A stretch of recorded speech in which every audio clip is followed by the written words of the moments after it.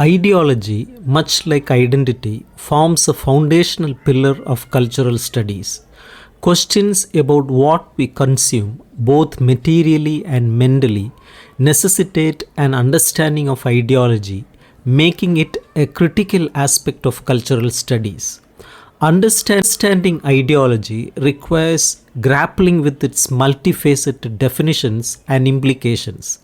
Ideology can be described as a set of ideas or ideals that guide behavior and aspirations within a society. These ideas form the basis of our worldview, shaping how we perceive and interpret the world around us. However, this consciousness is not wholly original or self determined. It is largely received from the surrounding culture. Ideology is also viewed as a body of doctrine, often associated with strict rules or principles, particularly in religious context. Ideology is systematic, comprising a coherent and logical collection of concepts that align with a particular work.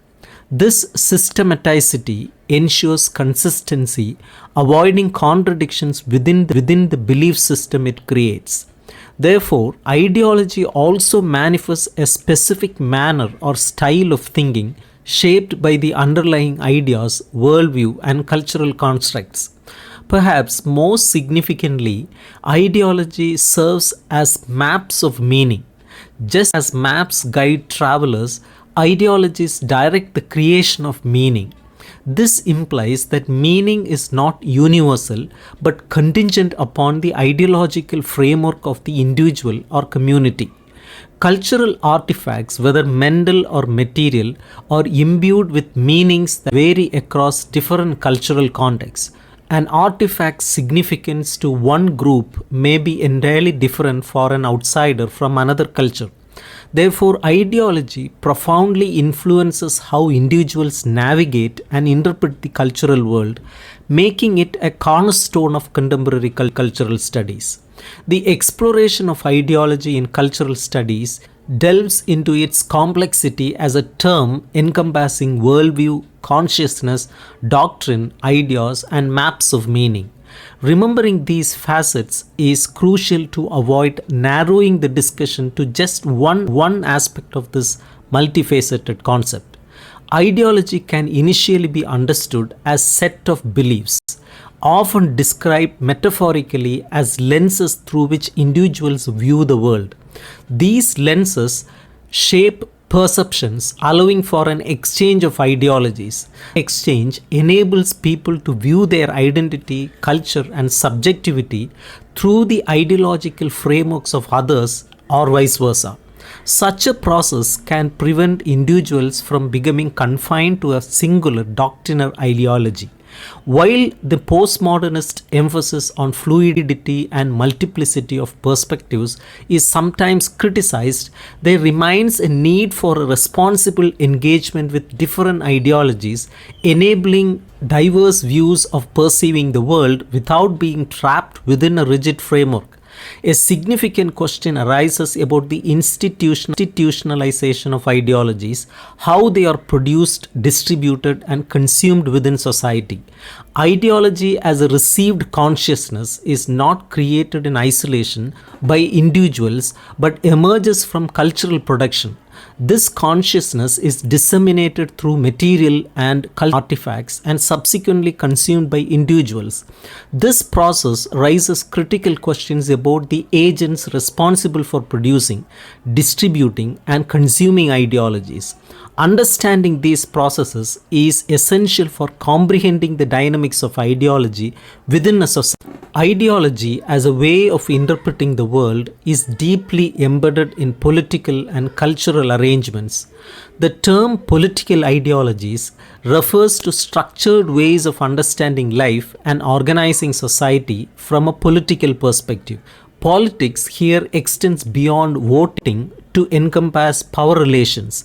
Political ideologies critically examine how power is distributed and organized, shaping beliefs about governance, economics, and social structures. They aim to identify the optimal ways of arranging society, addressing fundamental questions about human relationships, governance, and economic policies. Several examples illustrate the diversity of political ideologies.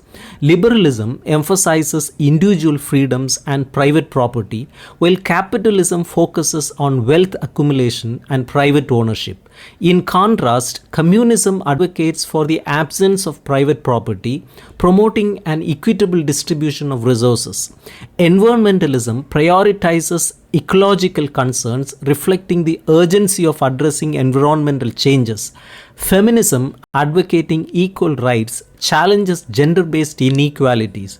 Anarchism, opposing state structures, envisions societies free from centralized authority. These ideologies represent different approaches to organizing society, governance, and the distribution of power and resources. Ideology as a concept encompasses multiple dimensions. It is a set of ideas and ideals, a worldview shaped by received consciousness from society, media, and culture. It is a body of doctrine that can sometimes become rigid in its rules. Ideology also represents a systematic collection of concepts that create coherence and meaning. Importantly, it serves as maps of meaning, directing individuals toward the creation and interpretation of meaning in their lives. Viewing ideology as a set of lenses highlights its role in shaping perspectives and fostering understanding through different ideological frameworks. The institutionalization of ideology occurs through production, distribution, and consumption. These processes are central to how ideologies are internalized within societies. Cultural studies, often referred to as ideological studies in its early phases, highlights the pivotal role of ideology plays in shaping cultural and political structures.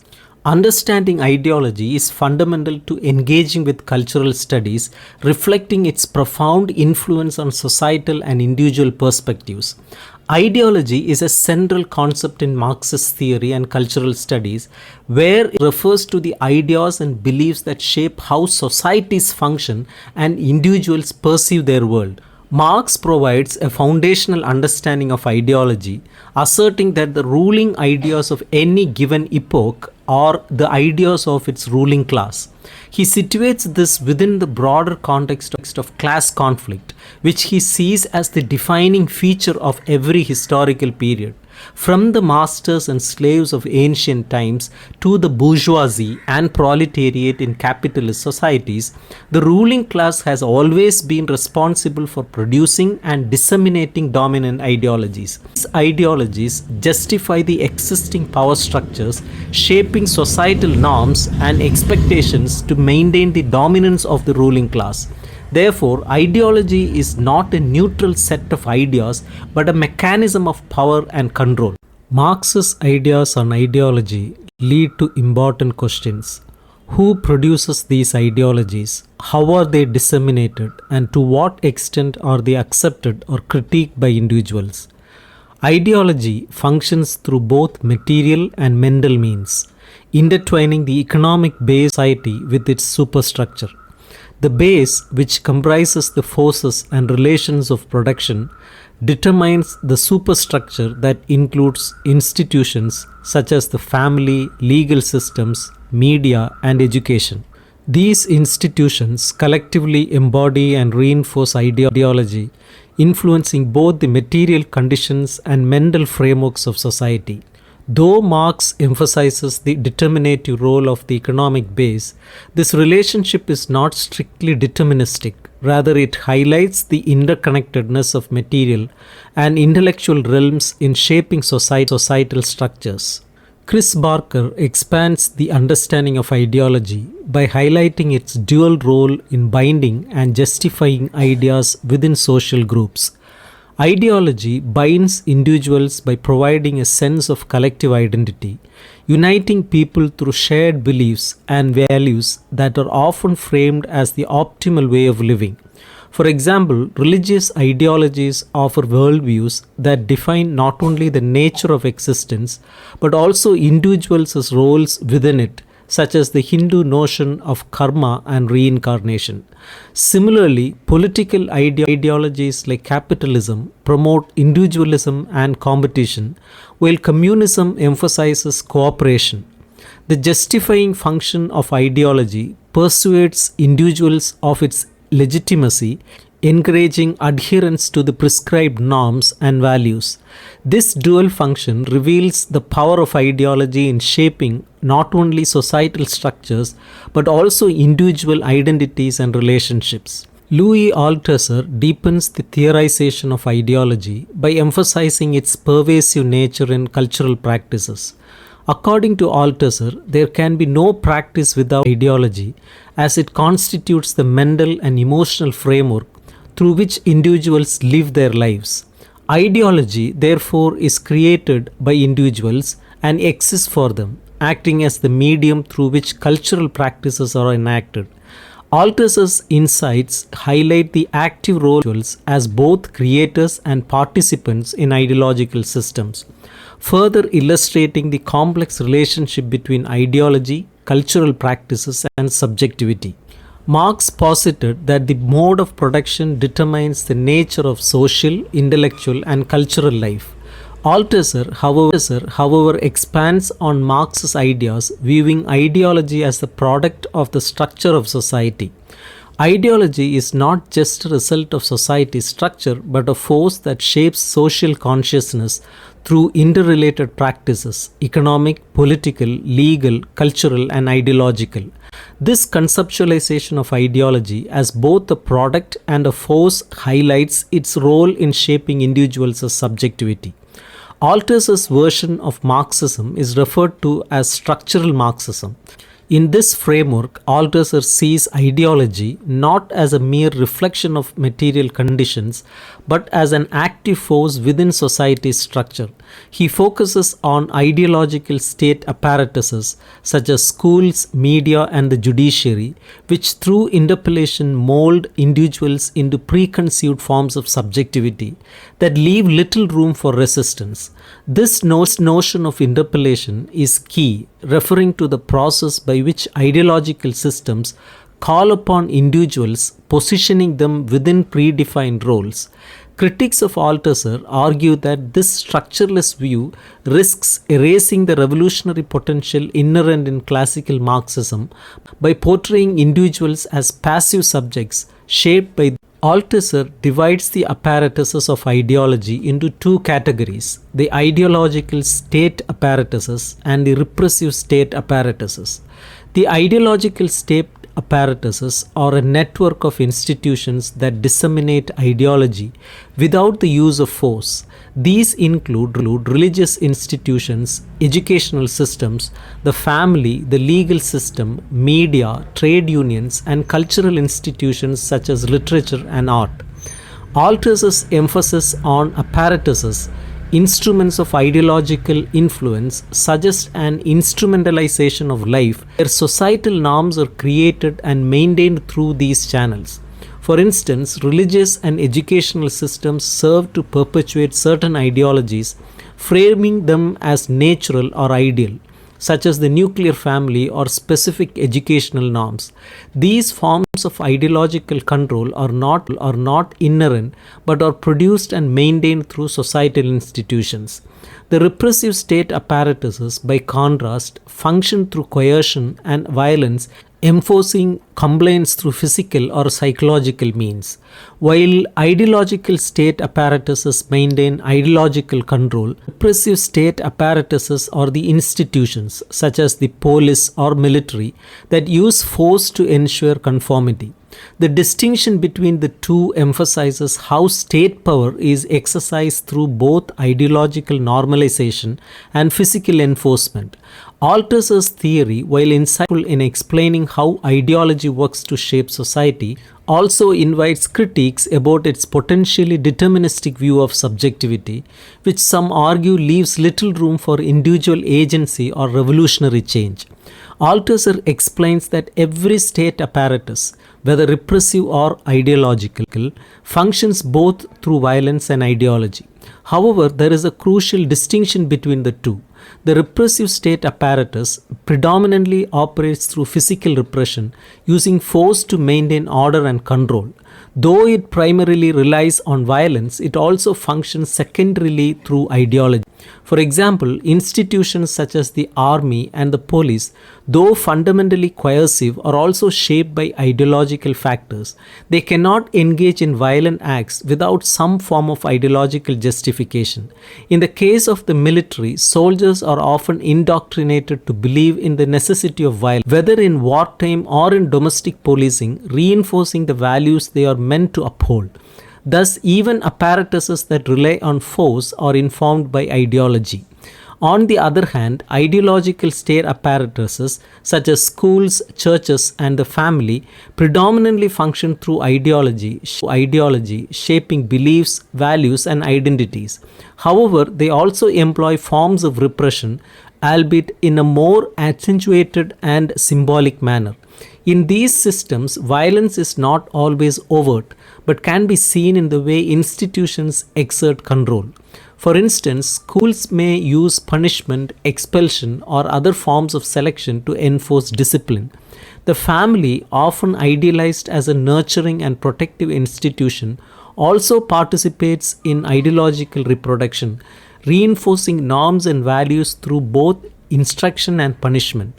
Althusser challenges the simple idealization of these institutions, urging a critical understanding of how they function to perpetuate ideological control. Althusser also discusses the concept of interpellation, which is central to his theory of ideology.